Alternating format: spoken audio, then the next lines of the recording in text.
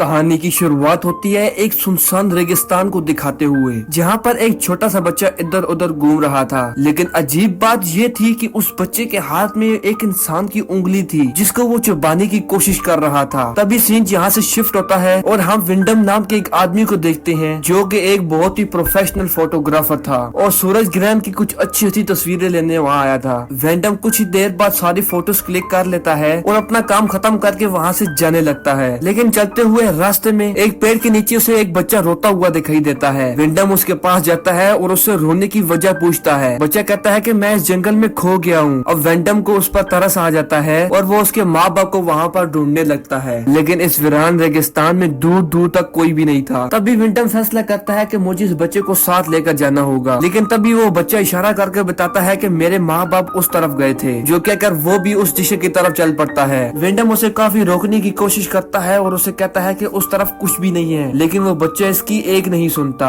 जिसके बाद ना चाहते हुए भी विंडम को उसके पीछे जाना पड़ता है। हम देखते हैं कि विंडम उसका पीछा करते करते काफी दूर आ चुका है। तभी वो बच्चा अचानक रुक गया और विंडम से पानी मांगता है। विंडम ने उसको पानी दिया और इधर उधर रेगिस्तान की तरफ देखने लगा। उसे अब महसूस हो चुका था कि वो काफी दूर आ गए हैं और उन्हें अब यहाँ से निकलना कैसे है उसका भी कुछ पता नहीं। तभी पानी पीकर वो बच्चा विंडम की तरफ स्माइल करता है और वहाँ से भाग जाता है। जैसे कि वो छोटा बच्चा यही चाहता था कि विंडम यहाँ पर आकर फंस जाए, और फिर होता भी कुछ ऐसा ही है। विंडम को यहाँ से बाहर निकलने का रास्ता पता ही नहीं था। इस वजह से वो यहाँ पर भटक जाता है और रेगिस्तान में चलते चलते वहाँ पर अंधेरा भी हो जाता है। रात का वक्त था और ठंड भी बहुत थी और विंडम वहाँ पर शेल्टर ढूंढने लग पड़ता है। थोड़ी देर चलने के बाद उसे वहाँ पर एक शेल्टर दिखाई देता है जिसके अंदर एक औरत काम कर रही थी। वो घर पहाड़ से थोड़ा सा नीचे था, लेकिन वहाँ तक जाने के लिए एक सीढ़ी लगी हुई थी। अब विंडम के पास कहीं रहने की जगह थी नहीं, इसलिए वो सीढ़ी से नीचे उतरकर उस घर की तरफ चल पड़ता है और वहाँ जाकर उस औरत से मिलता है जिसका नाम एलिना था। हम देखते हैं कि एलिना थोड़ी सी अजीब सी है, क्योंकि विंडम को अपने घर देखने के बाद भी वो कोई रिएक्ट नहीं करती और न ही उससे कुछ पूछती है। विंडम अपने बारे में बताते हुए कहता है कि मैं रास्ता भटक गया हूँ, मेरे पास रहने के लिए कोई जगह नहीं थी, इसलिए मैं यहाँ पर आ गया। लेकिन ये सुनने के बाद भी एलिना कोई जवाब नहीं देती और थोड़ी देर बाद उसे कहती है कि अंदर आ जाओ और खाना खा लो। विंडम को यहाँ पर थोड़ा सा अजीब लगता है, लेकिन ठंड से बचने के लिए, रात गुजारने के लिए वो अंदर आ जाता है और खाना खाने के लिए डिनर टेबल पर बैठ जाता है। आगे एलिना उसे वहीं पर रुकने के लिए कहती है और सोने के लिए उसे एक रूम भी दे देती है। इसके बाद जब एलिना कपड़े बदल रही थी तो विंडम उसे छुपके से देखने लगता है, जिसके बाद वो भी फिर सो जाता है। अगले दिन विंडम वहाँ से निकलने के लिए दोबारा उस सीढ़ी के पास जाता है, लेकिन वो तब भी देखता है कि कल रात जिस सीढ़ी से वो नीचे उतरा था वो आज सीढ़ी वहाँ से गायब है। मतलब कि अब वो सीढ़ी किसी ने हटा दी थी। अब विंडम जिस जगह पर खड़ा हुआ था वो जगह ऊंची ऊंची चट्टानों के बीच में बनी हुई थी, जहाँ से बिना सीढ़ी के निकलना नामुमकिन था। अब विंडम परेशान होकर अलीना के पास जाता है और उससे पूछता है कि कल जो सीढ़ी यहाँ पर थी वो कहाँ गई, जिस पर अलीना जवाब देती है कि उन लोगों ने तो तुम्हारे आने के बाद ही उस सीढ़ी को वहाँ से हटा दिया। विंडम पूछता है कि कौन लोग, जिस पर अलीना उसे कोई जवाब नहीं देती और फिर अपने काम में लग जाती है। इसके बाद हम देखते हैं कि विंडम अपनी हथौड़ी की मदद से वहाँ से निकलने की कोशिश कर रहा है और वो एक चट्टान पर चढ़ता है और चढ़ते चढ़ते काफी थक जाता है, इसलिए वो फिर एक जगह पर रुककर थोड़ा सा आराम करता है। लेकिन फिर तब भी उसे कुछ बच्चों के हंसने की आवाज सुनाई देती है और तब भी एक बकरे का कटा हुआ सर आकर उसके ऊपर गिरता है, जिससे विंडम का पैर फिसल जाता है और वो चट्टान से नीचे गिरकर बेहोश हो जाता है। फिर जब रात को उसे होश आता है तो वो देखता है कि जिस हथौड़े से वो चट्टान पर चढ़ने की कोशिश कर रहा था वो उसके पैर में घुस गया है, जिस वजह से उसके पैर में बहुत बड़ा जख्म हो गया था और वो दर्द की वजह से चीखने चिल्लाने लगता है। तभी विंडम की चीखने की आवाज सुनकर एलिना वहाँ पर आ जाती है और उसे अपने साथ घर के अंदर ले जाती है। आगे पूरी रात विंडम यही सोचता रहता है कि आखिर वो कौन है जो उसे यहाँ से जाने नहीं दे रहा। वो ये बात अलीना से भी पूछता है, लेकिन वो उसे कोई जवाब नहीं देती। आगे विंडम जब थोड़ा सा ठीक हो जाता है तो वो फिर दोबारा इस जगह से निकलने की कोशिश करता है। तभी उसे चट्टान पर एक लड़का दिखाई देता है,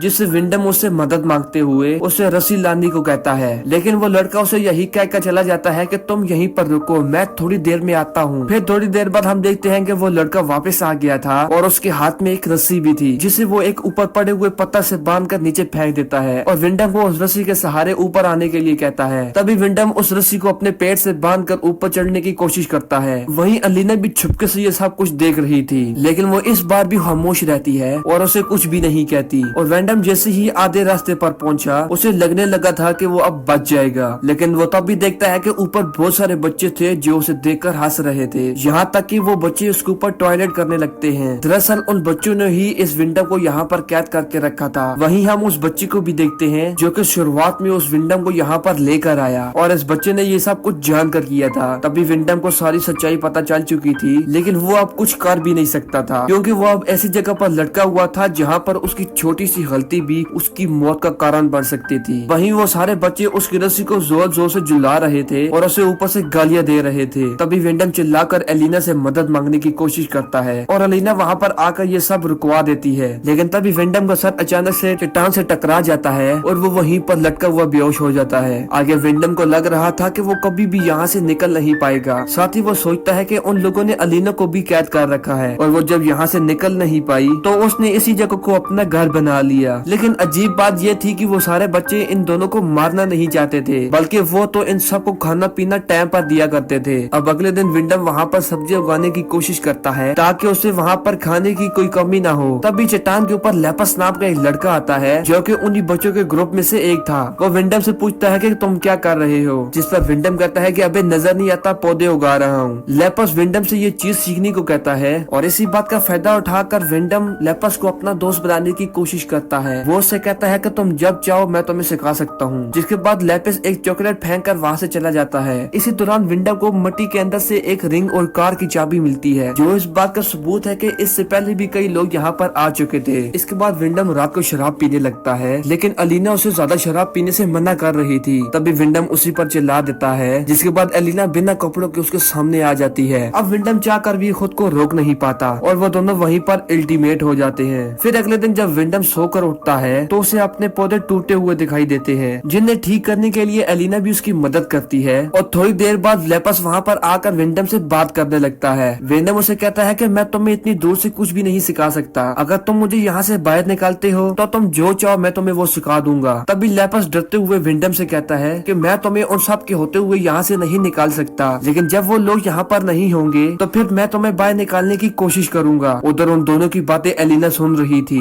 इतने में वहाँ पर एक लड़का आ जाता है जो कि इन दोनों की बातें सुन लेता है, जिसके बाद वो फिर लेपस को वहाँ से ले जाता है। रात को खाना खाते हुए एलिना विंडम से कहती है कि वो माँ बनने वाली है, लेकिन इस पर विंडम एलिना पर ही गुस्सा करने लगता है और उसे इस चीज का जिम्मेदार ठहराता है और कहता है कि ये सब तुम्हारी वजह से हुआ है क्योंकि तुम मेरे सामने बिना कपड़ों के आ गई थी। तभी एलिना कहती है कि ये सब हम दोनों की वजह से हुआ है। अब ये सुनकर विंडम चुप हो जाता है और फिर उस रात हम देखते हैं कि सभी बच्चे कुछ रिचुअल कर रहे थे और बहुत ही ज्यादा गुस्से में थे। अगली सुबह विंडम जब सो रहा था तभी वो एलिना की रोती हुई आवाज सुनकर बाहर आ जाता है। फिर जब वो बाहर आकर ऊपर देखता है तो तभी ऊपर लेपस की बॉडी लटक रही थी। उसे उन्हीं बच्चों ने मारा था क्योंकि उन्हें पता चल चुका था कि वो विंडम की मदद करना चाहता है। तभी एलिना मेरा बेटा करते हुए बहुत बुरी तरह से रो रही होती है और तभी हमें पता चलता है कि लेपस एलिना का बेटा था। एलिना विंडम पर गुस्सा करने लगती है और उसे कहती है कि तुम्हारी वजह से मेरा बेटा मार दिया गया। जिसके बाद विंडम को वो 9 महीने के लिए एक पिंजरे में बंद कर देती है, जिसका मतलब था कि एलिना जब अपने बच्चे को जन्म नहीं दे पाती तब तक विंडम को इसी पिंजरे में रहना होगा। अब उस पिंजरे में रहते हुए विंडम की हालत जानवरों जैसी हो जाती है। हालांकि एलिना उसे खाने पीने के लिए सब कुछ देती है, लेकिन अब एलिना को उससे कोई मतलब नहीं था। फिर एक दिन विंडम चट्टान पर एक लड़की को देखता है और चिल्ला कर उसे मदद मांगने की कोशिश करता है, लेकिन तभी वो बच्चे आकर उस लड़की को मार देते हैं। उसके बाद एलिना खाना लेकर विंडम के पास आती है और तभी विंडम उससे पूछता है कि तुम ये सब क्यों कर रही हो, या तो तुम मुझे आजाद कर दो या तो तुम मुझे मार डालो। साथ ही वो उसे ये भी कहता है कि मैं तुम्हारे बच्चे का बाप हूँ, लेकिन एलिना सिर्फ इस बात पर उसे यही कहती है कि तुम सिर्फ एक बीज हो, जो ये कहकर वहाँ से चली जाती है। फिर अगले दिन हम देखते हैं कि एलिना के पेट में दर्द शुरू हो जाता है, जिस वजह से वो विंडम को आजाद करके उसे मदद मांगने लगती है। जिसके बाद हम देखते हैं कि एलिना को एक बेटी होती है। अब अपनी बेटी को देखने के बाद विंडम डिसाइड करता है कि अब वो यहीं पर रहेगा, लेकिन तभी वो पीछे से बच्चे आकर विंडम का गला काट देते हैं, जिससे उसकी वहीं पर मौत हो जाती है। जिसके बाद वो बच्चे एलिना से कहते हैं कि माँ जो कुछ आपने कहा था वो हमने कर दिया। यानी ये सब बच्चे एलिना के ही थे, यानी कि विंडम से पहले भी कई लोग यहाँ पर आए होंगे और उनसे ही ये सब बच्चे हुए थे। आगे कुछ महीनों के बाद हम एलिना को उसकी बेटी का ध्यान रखते हुए देखते हैं। वहीं पर अभी भी विंडम की लाश पड़ी हुई थी, जो कि अब तक पूरी तरह से सड़ चुकी थी। और दोस्तों इसी के साथ हमारी कहानी यहाँ पर खत्म होती है।